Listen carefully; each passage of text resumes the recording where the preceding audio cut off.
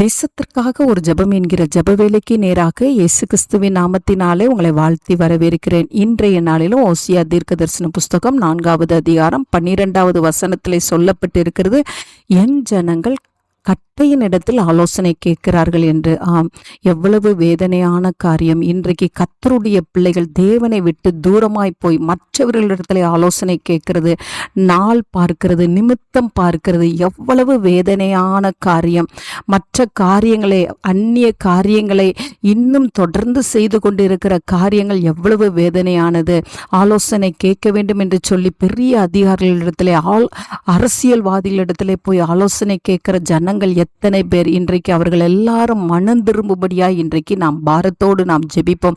ஊழியம் செய்கிறவர்களானாலும் சரி, விசுவாசிகளானாலும் சரி, தேவ சமூகத்தை விட்டு வேறு எந்த இடத்துக்கும் போகாதபடிக்கு எந்த ஒரு ஆலோசனையும் நம்மளுக்கு தேவன் காத்திருக்கும் பொழுது தருகிறவராய் இருக்கிறார். அது மாத்திரமல்ல, கர்த்தருடைய வார்த்தையானது நம்மளுக்கு ஆலோசனை கொடுக்கும்.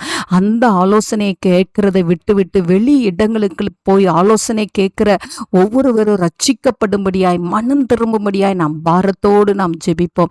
நாம் யாவரும் கண்களை மூடி தேவனை நோக்கி பார்ப்போம்.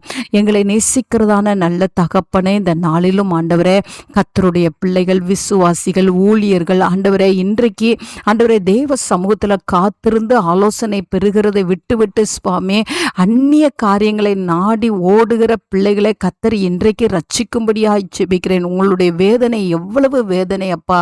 உங்களுடைய சமூகத்தை விட்டு ஓடுகிறவர்கள் நிமித்தமாய் நீர் எவ்வளவு வேதனைப்படுகிறீங்க சுவாமி.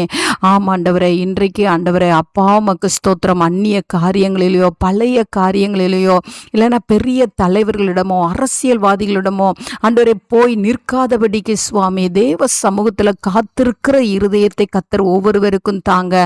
தேவ சமூகத்திலிருந்து ஆலோசனையை பெற்றுக்கொண்டு அதன்படி நடக்கிற கிருபையை தாங்க ஆண்டவரே. தங்களுடைய வீட்டு காரியமாயிருந்தாலும், ஊழிய காரியமாயிருந்தாலும் ஆண்டவரே, தேவ சமூகத்திலிருந்து வார்த்தையை பெற்றுக்கொள்ளுகிற கிருபையை தாங்க. ஒரு தாவீதை போல ஒவ்வொருவரும் மாறத்தக்கதான கிருபையை கத்தத்தாங்க.